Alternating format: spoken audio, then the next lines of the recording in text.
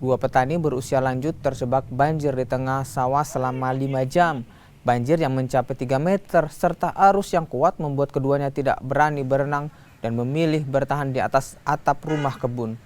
Tim Possar Bau-Bau yang mengetahui langsung mengevakuasi keduanya menggunakan perahu karet ke tempat yang lebih aman.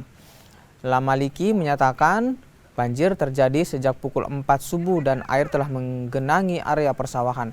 Ia juga menghubungi pihak keluarga dan kepolisian setempat. Ini saya tidak tahu ini masalah ini karena masih subuh banjir jam 4. Jam 4 tadi banjirnya? Iya, jam 4. Gimana tingginya air bagaimana? Ini tinggal kurang lebih 3 meter. Yang di sebelah sana? Di rumah kebun itu? Iya. Apa yang terjadi di sana? Kondisinya seperti apa? Kalau saya itu kan saya bangun pagi seperti ada lagi, sudah tertutup semua. Tertutup dengan air. Jadi Bapak minta tolong nih tadi? Iya. Saya minta tolong supaya tindak pihak polisi bagaimana supaya telepon itu namanya petugasnya ini perahu karet.